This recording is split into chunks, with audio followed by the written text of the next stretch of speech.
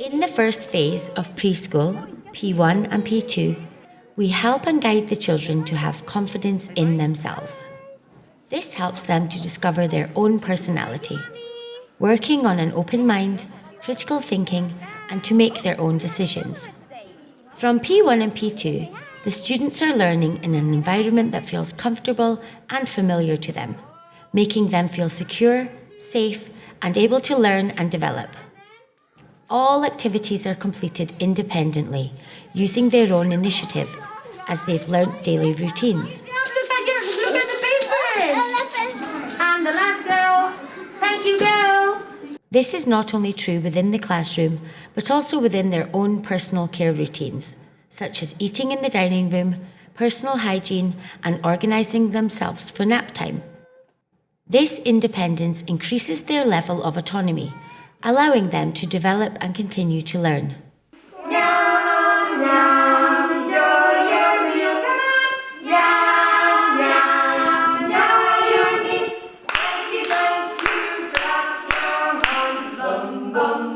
Throughout the year, children become more and more independent and can work without direction from the teacher. The daily routines give them the opportunity to assume responsibilities, such as giving out drinking cups to their classmates, bibs before lunchtime, fruit at snack time, and sandwiches for the afternoon snack.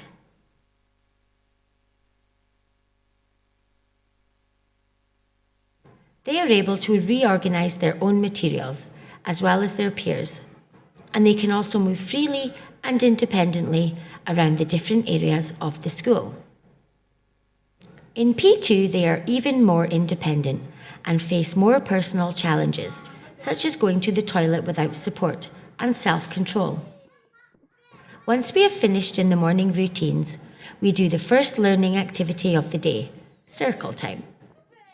This is a routine that is repeated daily, following the same guidelines, so that the children feel comfortable and actively participate.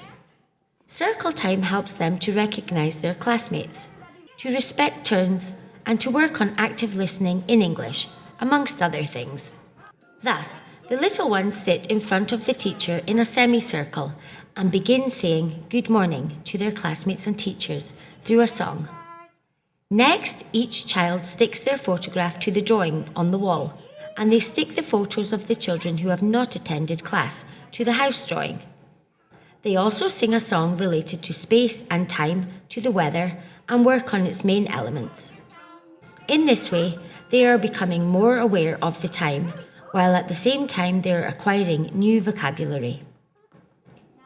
The boys and girls love to collaborate with the teacher at this time of the day, be it by sticking their pictures, counting the numbers, looking out of the window, or repeating common words or expressions. Look outside the windows. Oh. What do you think? Raining. What do you think?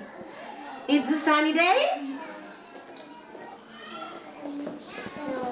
No. Raining. Yeah, it's raining today.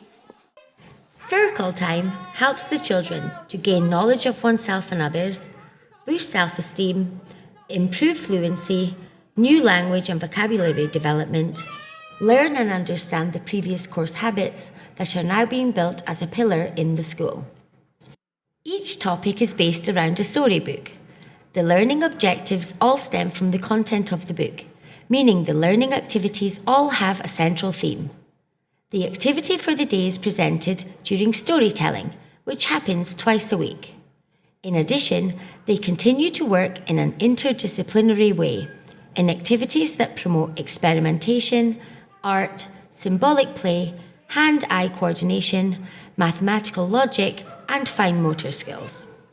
Gross motor skills develop first due to children's natural progression and exploration of the world around them. For example, through walking, running, jumping, forward rolls, cartwheels. After this has been developed, we can begin to strengthen children's fine motor skills, working on more controlled tasks.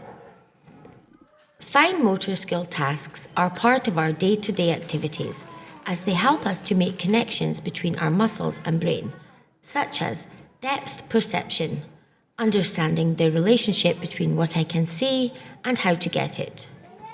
Fine motor skills develop our level of dexterity and enables the children to be more precise with their actions, strengthening the muscles needed to make a pinching action and the ability to use scissors. The activities which help to develop fine motor skills are working with Play-Doh, using tweezers, moving liquids between containers, using stickers, and threading. Through storytelling, we expose the children to new language and learning opportunities. This also allows them to use new vocabulary, recognize the characters in the story, actively listen in English, enjoy learning, respect their speaking turn, and relate the activities that they carry out with the topic that they are working on. I love flying, says Norman.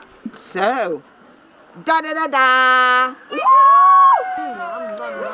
But he's got underpants. No underpants. Wow, so Norman now can fly. After the presentation of the story, the teacher and the children make a large display to hang in the classroom, which shows the main characters of the story. In addition, over the weeks, the children create crafts that are closely related to the topic, which they can take home when it ends. In this way, they can share all of their creations and share what they have learned significantly during the course with their families. Music is very important within early education, as it can be included in cross-curricular manner. We begin the day with a welcome song. After that, we complete different activities, such as listening to different music to develop their knowledge of sound, free movements, and the sounds of different instruments. We use games with hula hoops, cloths, and parachutes to incorporate music, movement, and dance in a fun and spontaneous way. We work on body language from different songs through imitation, reproducing movements related to the song. We help them to identify different rhythms by using musical instruments. This is the first contact with rhythm and pitch. Makapirua asuho asuem. Makapirua asuho asuem.